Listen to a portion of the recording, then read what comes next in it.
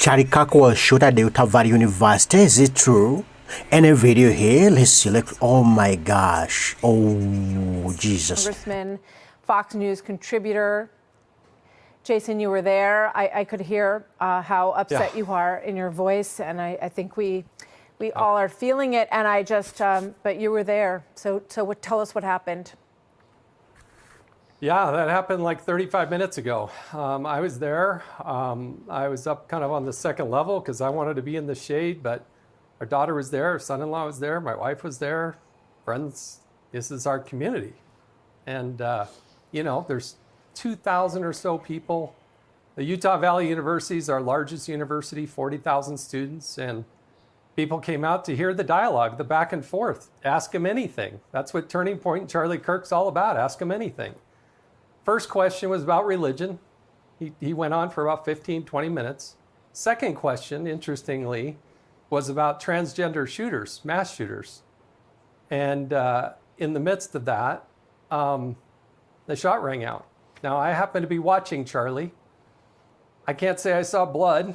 I can't say I saw him get shot, but as soon as that shot went out, he fell back into his left, and everybody hit the deck.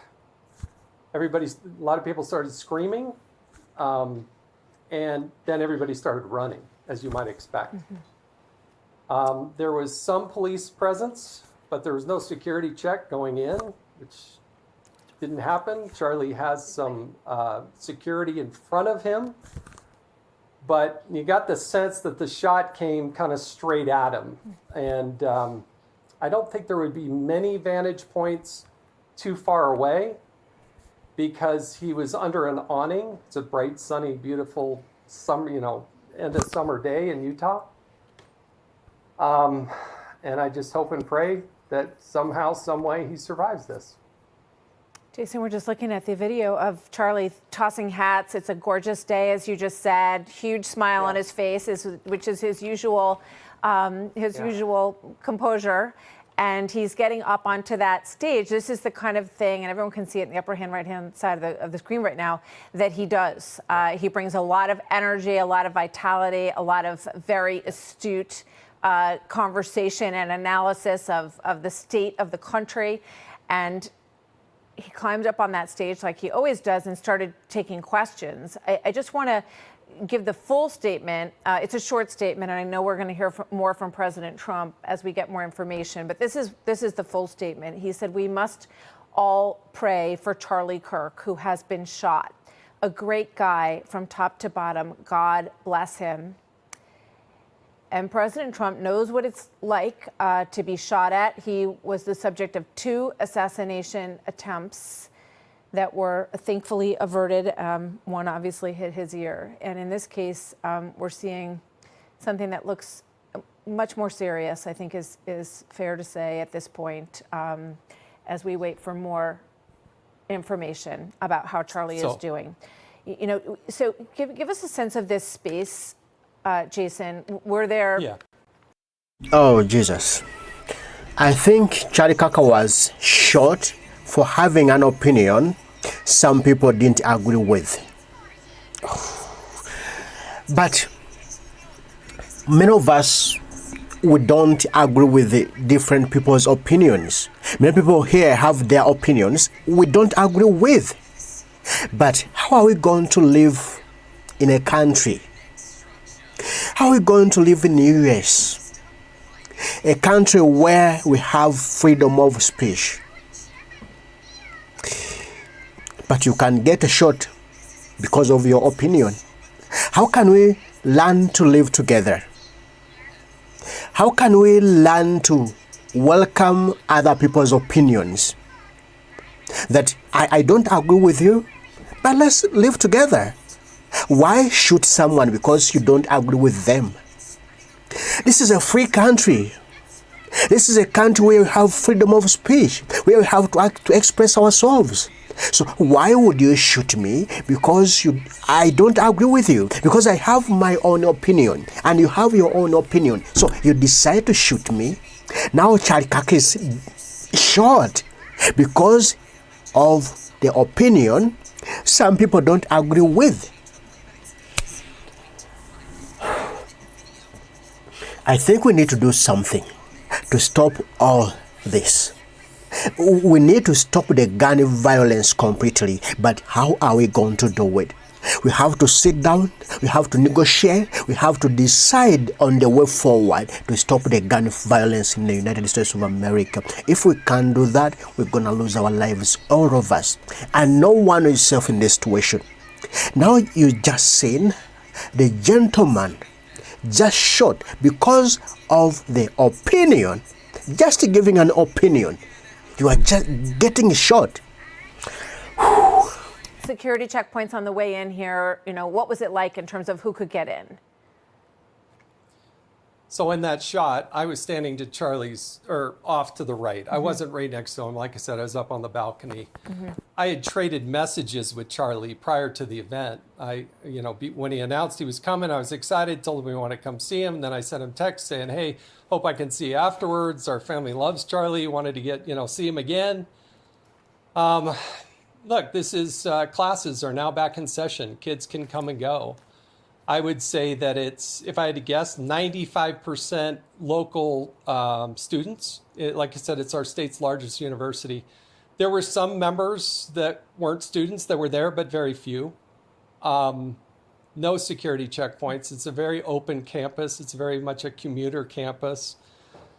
Come on, Orem, Utah is one of the safest places on the planet. And so we just don't have these types of things. We don't have murders, let alone shootings, let alone something of this magnitude. And like I said, there was a light police presence. I'm sure, I hope, there were some undercover people. Charlie has his own a bit of security, but not to deal with, a couple thousand people that were there to see Charlie. They had microphone challenges because there were so many people, they couldn't get all the volume that they wanted. People are having a hard time hearing. But I think when this story is written, I don't think it was a coincidence that the shot rang out when he got a question about transgender mass shootings. That maybe, hopefully I'm wrong. I'll probably get criticized for jumping to conclusions, but I'm just telling you, in the 30 minutes or so, I thought, wow, I don't think that's a coincidence, but we'll see. So, Jason, obviously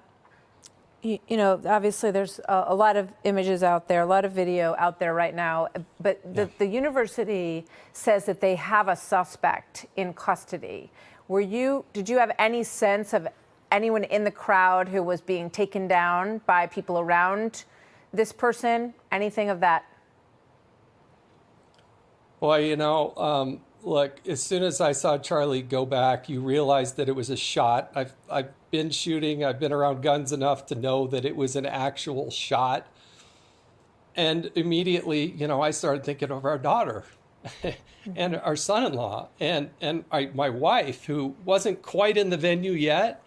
So my attention, focused there and making sure they were okay and getting people out. It wasn't as if there was a whole bunch of gunfire. It was one shot. Which makes it, and then it stopped. Yeah, obviously sound, yes. I'm sorry, you go ahead, but I mean, that's an assassination attempt. And it sounds from what you're saying that it was clearly aimed at Charlie Kirk and not, sort of a spraying in the crowd, thank God, of gunfire. It appears that this was a very targeted attempt on his life. And they did take someone into custody, though. So we're waiting for more information on that. Sometimes it can appear that, sometimes it's the right person, sometimes it isn't the right person, and we don't know the answer to that yet. Right, Jason? No, we don't. But I can tell you, being there, seeing it within proximity, it seemed like it was a close shot. The venue is such that there's a 4-story building, which is the administrative building to the south. The other buildings around the side are not quite so high, but you could be on the second level and watch Charlie. The police had moved the people. There were some people that were above Charlie, so that awning that you're seeing there, there's a place to be there, but the police moved people out to the sides. And so you couldn't be right above where you were at. But if I had to guess, and again, it's still raw, but if I had to guess and give a police statement right here, right now, today, see where that water is? it looked to me like it was in close proximity, straight ahead, right in that area. Yeah, we're if looking at I had to guess again. Of course. Yeah. No, we are have a huge caveat on everything at this point, but we're just putting together what we can. And there's a group of people right in front of the stage. Then there's a bit. But I think no matter how much you disagree with someone's opinion, killing them isn't the answer. You can't respond to someone's opinion just because you have a disagreement by killing them. Really, that one will never solve any problem. That one will never solve your anger. That one will never solve your sickness.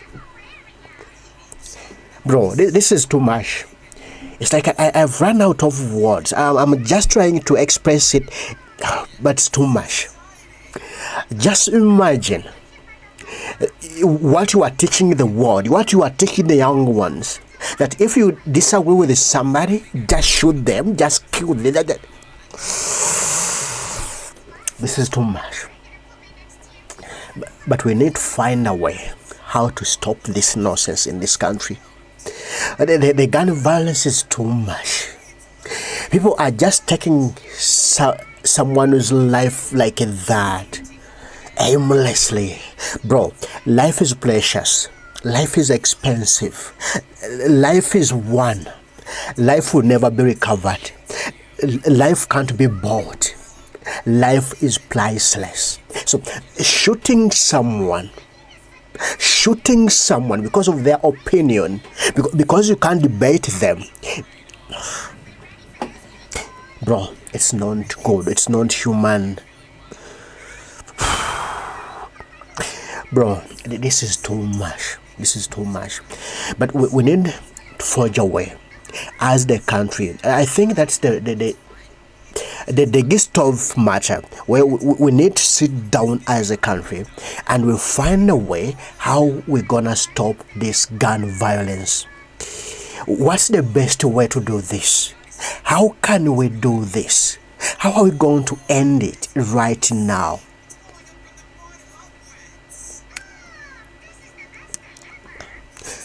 I think it's better. If you feel you disagree with someone's opinion, please put out your opinion. Also give your own. Try to argue them out the right way. What you think is better from them. What you think is the best than theirs. But no picking up a gun and shoot at your fellow human being. The person who has life the way you have.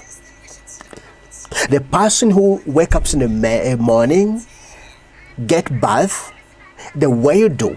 He eats food the way you eat. He has blood the way you have it. He speaks the way you speak. He judges the way you judge. But for you think shooting them is the best way? Then you are weak. You know, weak people respond by shooting, respond by fighting. But brave people respond by arguing.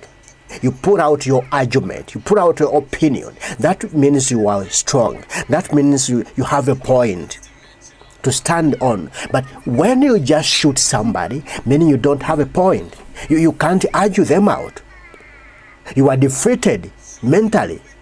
So you resort to shooting them down because you can't engage with them opinion or this is so bad, bro. So bad. Bit of a gap. I think people can see this on this aerial shot here. I don't know if that was, equipment or for some reason that area is cleared. But there's how many people would you say were in that crowd today, Jason? So that kind of greenish spot you're looking at is water. There's just a water feature on what we call the quad, and it kind of graduates up so students can sit, and it's a great little sort of an amphitheater type thing where you can sit on the grass and look at whatever's going on down there. So again, I'm guessing 2,000 plus people. Charlie came out kind of right at noon local time, mountain time, throwing the hats, gearing up the crowd. They're having a little bit of a microphone problem, but everybody, they were chanting either USA or Charlie Kirk. And when they saw him backstage, they started chanting Charlie Kirk. They were really genuinely excited to see him. There were a few people. There was one gay pride flag there, but they were not disruptive. They were very respectful in every sense of the way. He came out and acknowledged them, said, hey, come down, be part of the discussion, which the crowd took really well. And that's the idea of Charlie Kirk, is that he'd answer things from anybody. And you can come stand. So there's that little grassy area, and there's security there, but you can come walk up there. They hand you a microphone, and you can ask and interact with Charlie. But the person who was asking the question, I don't think, again, if I had to guess, I don't think was the shooter. I think it happened behind that person. But I just, Can I ask you, Jason? I'm still in shock that it happened. Of course. We're all just processing this, and you were there with your family. Obviously, you're shaken up, but you're doing a great job of, keeping us informed on the lay of the land here and what happened. He was tossing hats that said 47 on them, obviously in support of President Trump. What hospital would be the hospital that he would be taken to, or anyone who's injured in that area would be taken to, Jason? I think we need to have the Second Amendment to protect our other God-given rights. Because the gun violence, it's just growing every year. We are losing people every year just because of gun violence. Many deaths have been recorded every year as a result of gun violence. But how can we protect our other God-given rights? How are we going to protect them? I think it's the high time now we have the Second Amendment to protect our other God-given rights. We need to protect our rights. It's my right to an opinion. It's my right to give my thinking, to give an opinion on what I think of something. And so right to give your opinion on any matter, on any topic. But we have to give our opinions respectively. And in giving that respect, that is giving the God-given rights respect. So when I urge you out, urge me out. But don't respond to me by shooting. So if you're shooting me, that means you are not respecting my God-given rights of speaking out. This is a country of free speech, that everyone is entitled to speak, to utter out what they want to speak, to give their opinions. So if there are some people, a group of people who are just there to cling on our God-given rights, to step on our God-given rights, that we are not allowed to speak. If you speak, you get shot. It's like there are some people who are against God here.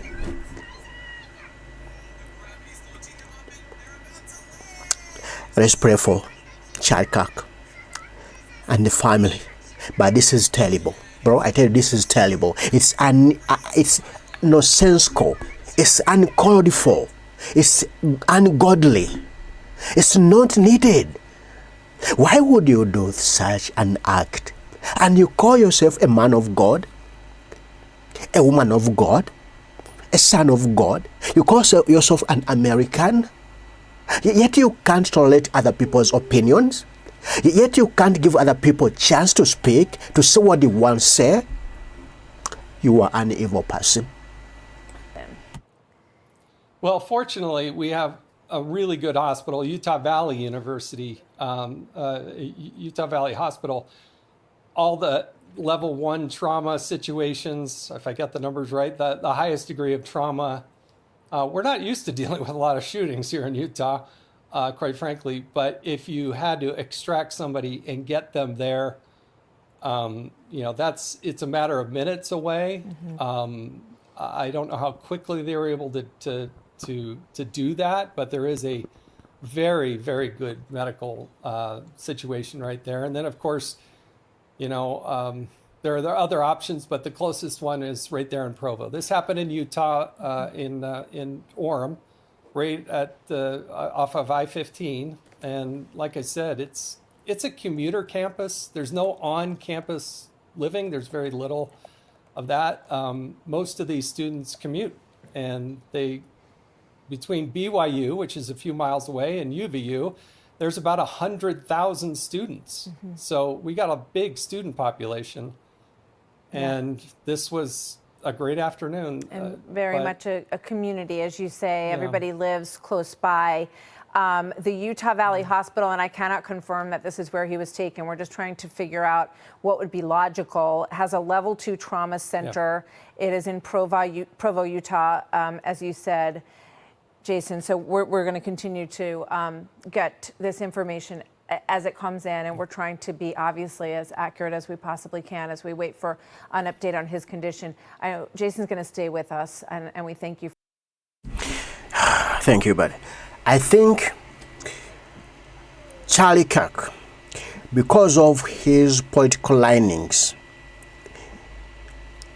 and because of his opinions, Charlie Kirk doesn't deserve to die like this, doesn't deserve to be shot just because of his political linings, because of his opinions, personal opinions. He doesn't deserve to die this way. He doesn't deserve to die this way. Why would you shoot someone because of their opinion? Why would you shoot someone because you don't agree with them? Why would you do that? This is cowardness. This is cowardness. This is cowardness. And this is what cowards do. Strong people never do this. Bro, let's all pick up and pray for Charlie Kirk. We don't know what's going to happen, but we need to pray for him. We need to get strong. We need to do something for our country. We need to see that the gun violence rate stops right now. And it's we, the citizens of this country, to do this. We need the guns for our protection. But we use guns badly to hurt others. If we were only using these guns to protect us and not to shoot at our innocent people, it would have been a good idea. But the matter of fact that we're using guns instead of protecting us, but to hurt others, to shoot at others who are innocent, just because you don't agree with them, it's a bad idea. It's a bad idea. Let's just pray for Charlie Kirk, but the family, wife and kids, friends, everyone. But it's bad. That is it.